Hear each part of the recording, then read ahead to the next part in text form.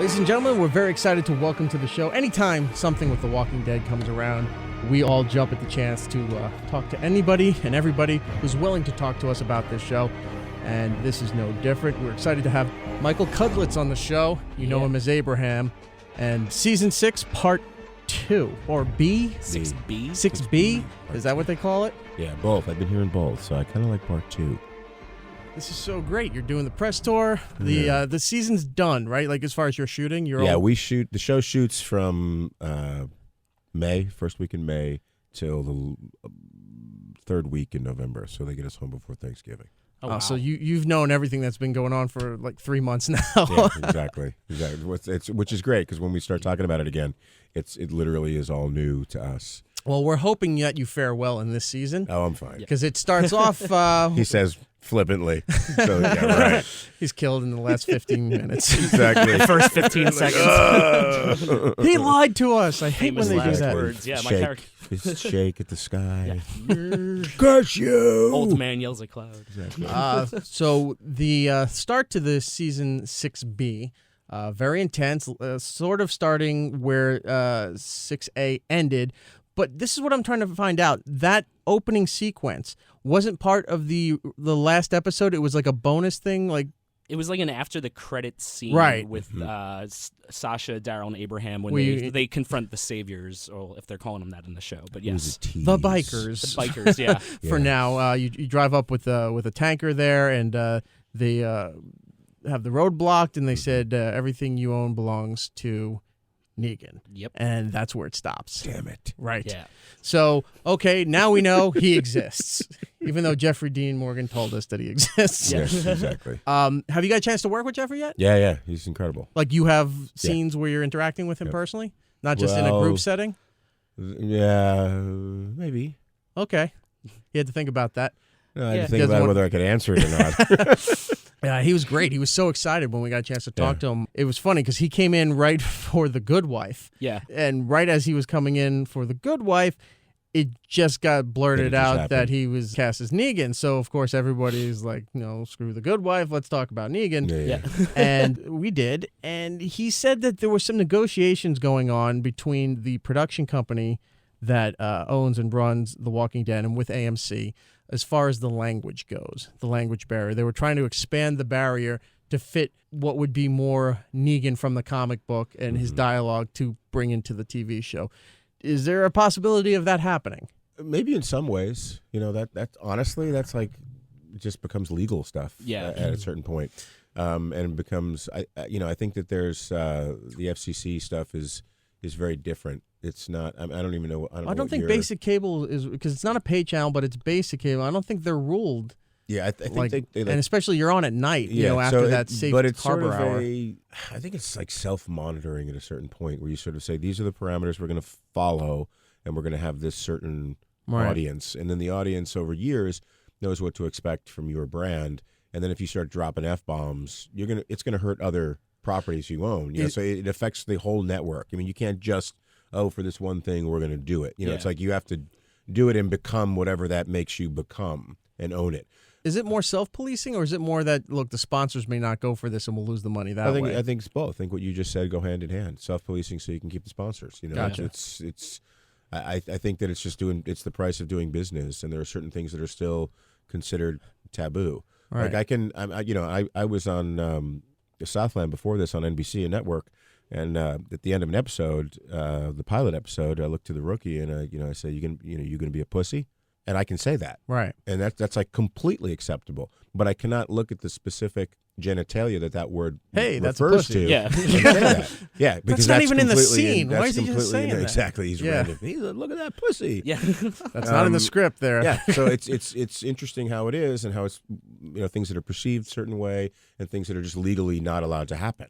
Right. I think that one of the challenges to the Negan character is going to be the language, because he literally, if you follow the comic, it's every other word. Yeah, it really is. It's a noun. It's every a verb. word. It's an adjective. Yes, and it's the F-bomb. Repeatedly.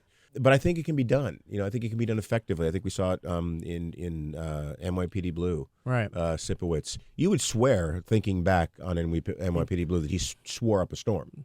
No, you would swear. But they did say asshole, and they did say shit for the first time. Yeah, but but it's you still think your mind, hindsight. Yeah, the way he dealt with people, you would be like, that dude was just like, you wouldn't want to. I want to curse like Sipowicz. Yeah, exactly. Yeah.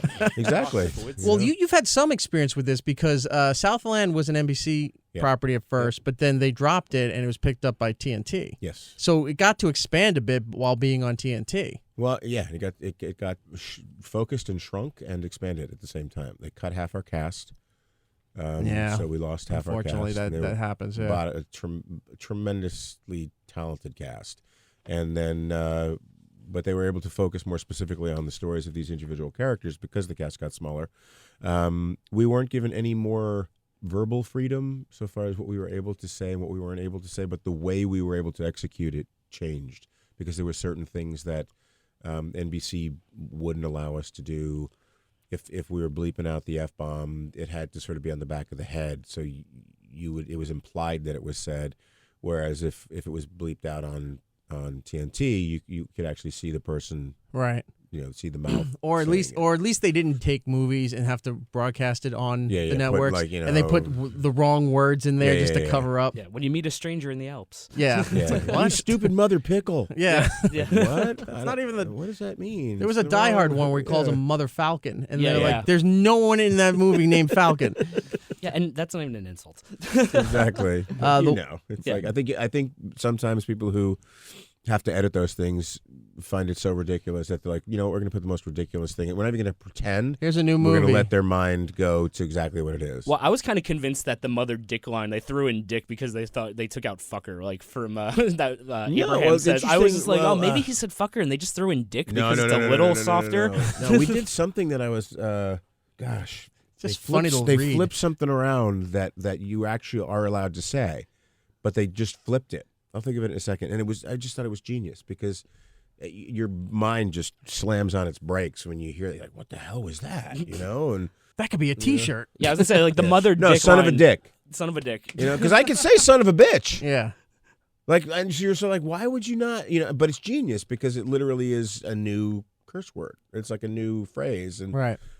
I don't know. It's fun. He's just been such a blast to play. They've been so good to me with the dialogue and this awesome character development. It's been a really fun gig. The Walking Dead is Sundays at 10 p.m. on AMC.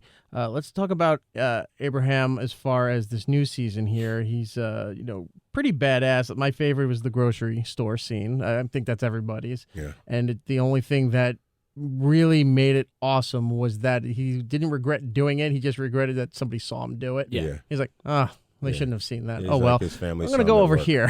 Yeah. Yeah, you shouldn't see Daddy at work. Very badass character. What are we in store for here with Abraham in the latter part of season 6? Well, I think a little, I say a little more, a lot more in the direction that it's been headed. You now have a sort of consolidated group now after, this next episode. We see that everyone, as always, we'll see certain people rise up and certain people not be able to adapt. Right. And I think that obviously, if, however we get out of this mess that we're in with all the walkers in, if we're going to get out of it, is going to redefine what the group looks like, afterwards. Right. Tomorrow is definitely going to look different than today, and Abraham is going to be able to sort of take his position as one of the leaders because the group is going to need to be managed. I was just going to ask that if there was going to be more of a leadership role, because your style and your mindset as far as leading anything is way different than Rick's. Mm-hmm. Rick is more of a protect your own in a defensive position, and you're more, all right, is everyone behind the wall? I'm going right to the party and throwing guns blazing straight right at them. Yeah, but I think those two can work hand in hand. Because I don't think that necessarily Abraham wants to be the one deciding what the plan is. He's sort of like, y'all figure out what the plan is. You just want to execute it. And just give me the paper and I'll make that shit happen. And I think he's cool with that. Because he is. He's a, an NCO. He's not a general. He's a sergeant who wants to take orders as long as they're good orders and just make it happen. Well, that's how he ended up with the group because he was following Eugene's orders of the radio and the safety in D.C. Absolutely. And he had that. He believed it. He was like, I have a mission. I have a purpose in life. My family left me. Like, I'm going to get this done.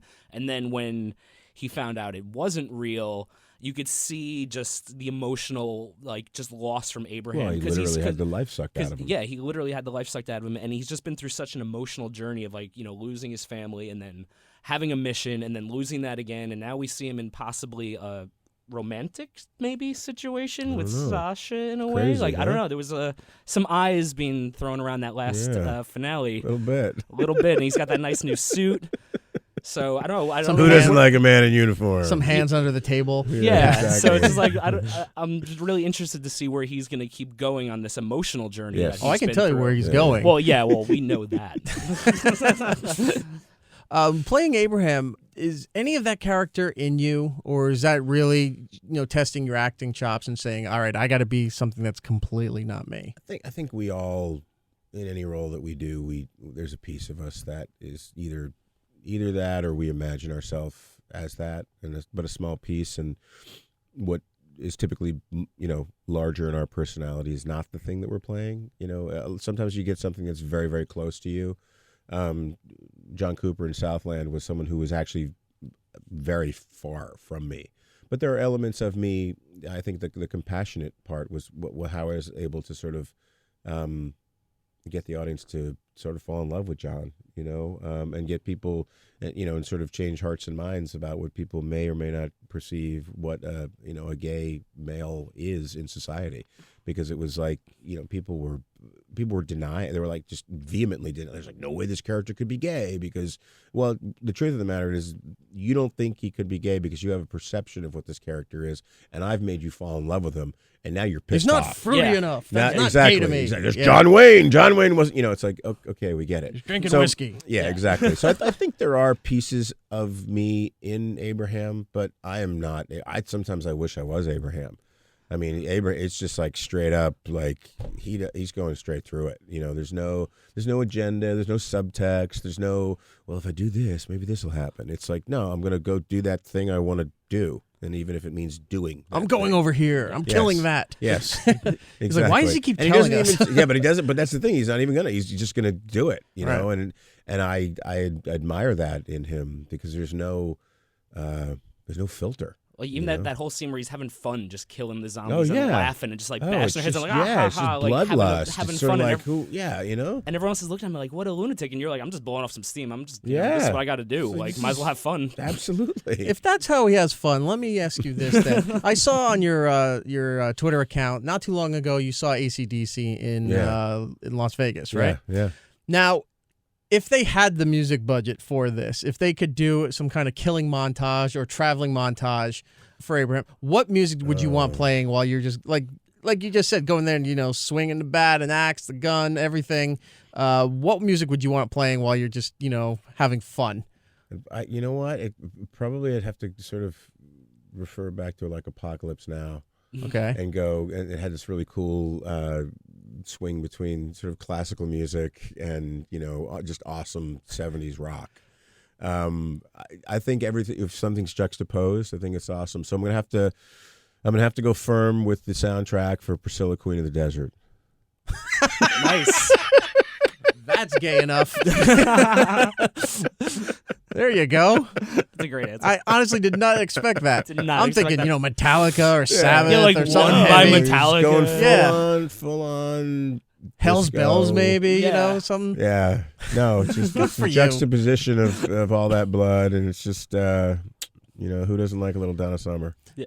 As you sit in front of us here, I'm noticing something that's very absent from this interview, your red hair. Yeah. How long does that take for them to dye that, to get it that boldly red for your mustache and your hair? It takes about 30 minutes to put it in, and it stays in for 45 minutes, the color, and then they rinse it out. And then it takes about 2 weeks before it starts fading, and then we have to go in and do it again. It's brutal. We do what you should not do to anyone's hair. Does it sting? To my hair. It stings like a bitch. It's the powder stuff, right, that they mix up? And... Oh, no, it's gel. It's okay. You can feel it burning. Yeah. Everything it's not supposed to Where if do. it's on your skin starts lumping up because it's not supposed to touch it. It's just, it's bad. And every hair care professional, I'm sure, is going to tweet me all their suggestions about what to do. But Garnier Fructis. Yeah. What you need to do is put Sweet and Low in the mixture. And yes, it works. I get it. Okay. Do you enjoy the red, or you can't wait to get that out? It's all right. I'm enjoying the job so much that I wear a lot of hats, I wear a lot of caps during this season, and then I get a few months where I get to just be me again, and cut it off, and it does help. Look, you walk in a room and you have red hair like Carrot Top, and this is not like a joke, but people look. And then they look and then they see who you are, and we have such a huge fan base. Can't wait for the one guy to try to test It's crazy. Well, no, that redhead exactly. asshole over there. Someone steps up and is like, "Dude, you don't know who you just stepped." Well, to. I am changing the lives of a lot of redheaded kids out there. Abraham kicked the shit out of 4 guys at Burger King. Yeah, it's like all the jokes are hopefully a little more subtle, and they're not. Everybody's giving the redheads a little less crap lately. Yeah, because finally somebody outside of Ron Howard and Carrot Top that they can look up to. Kicking ass. So what is it like, working on set? Because your group that you're with right now is kind of separated from the main group that you came onto the show with. So it's like kind of like a newish group that you're with, like to viewers in a way, because you're usually with Rosita and Eugene. Like, what is it like working with different actors? It's like more closely like that. That's one of the best things about the show. Is a very, very, very, very talented group of people. It's a very deep bench, as you'd say. Yeah. And there's some people that you really haven't seen given a lot of screen time, as it were, yet that are about to step up their game in a great way. So I love that. I mean, I've been very, very fortunate over the years to work with a lot of amazingly talented people, and honestly, this group is up there. And as a group, to have this many people, it's fantastic. So we are separated. And one of the interesting things I find that no one's really touched on, and I've done a bunch of press in the last couple of days, we're only 2 days further, right? Than where you left off. Day one of season 6. That's what I keep telling people. We're only 2 days. Wow. It's like the worst day ever. Yeah. That's why we keep telling people from season 6. Really bad day. I lost track of that. Yeah, this is basically where we get the plan together. Yeah. We're gonna go do the thing at the quarry, and then the shit hits the fan. And we've had one night that we stayed away from the group that we didn't get back because we heard the horn, and they've had one night. We're 2 days later. That's all the time that has passed. Yeah. That is a shitty day. Yeah. It's the worst day. It's literally the worst day ever. It's such a horrible day. But I have a feeling it's about to get a little bit better. It's going to get a little better. And then it's going to get worse. It's going to get much worse. We are running out of time here. Just want to switch gears off of The Walking Dead. Sundays, 10 p.m. on AMC. I want to talk to you about your voiceover work in Call of Duty and various editions of Call of Duty there. You big first-person shooter game? I'm not. To me, it is the... it's difficult. No, it's more than difficult. It's like... The kids verbally abusing you on the headset? It just stresses me the fuck out. That's why I literally... People are like, oh, yeah, I go home after work. Some like the guys on the show, some of them are like, oh, I go home and I play Xbox or this. That I'm a fucking wreck. I mean, I'm like, shit, and I'm like, why am I doing this to myself? I'm like bleeding out of my every freaking hole in my body, and I'm like, I can't take it. So no, I don't. I'd rather do the voiceover stuff and not play the game. I appreciate the game, and I think they're actually, in this next series that's about to come out. I actually know the guys over at Activision, and I've seen some of the stuff. Are you part of the new one? I'm not part of the new one. Okay. Because for those who don't know, in the Call of Duty 2 Big Red 1 and Call of Duty, you were Sergeant Glenn Hawkins. Yeah, Hawkins, and then in the Modern Warfare, you were Corporal Griffin. Yeah, I was a bunch of. I think I did 2, 3, 4, 5, and 6. Okay. And I did various voices in there. What we do, it's interesting work, and it's very difficult to find actors who can do what I'm able to do. It's not like I don't think it's a talent, more so as I have the ability to scream and yell for the amount of time that we have to do that. So when they find actors who can do that and can do it, consistently. Yeah, you're on a very short list. Yeah, of people so it's like. We got 4 more in the pipeline. But get down also here. he can do this, and then we're like, hey, we got to do these other various voices in the background, and it requires, a lot from you, not from an acting standpoint, honestly, just from a vocal support standpoint. And I fell into that niche, and that's a good niche really to good be to a part of. Yeah. Voice work, animation work. video game stuff. Yeah. Although it's very impressive, it's still a very short list to be a part of. And if you get your foot in the door, you're pretty much set because they like to pass them around and do different things. They gave you a free copy of the game each time you did it, right? I had gotten free copies of the game. Because sometimes we heard from people like, no, I didn't even know I had an action figure. Yeah. No, sometimes that's how you find out. Right. Somebody's like, hey, can you sign my action? You're like, where'd you get that?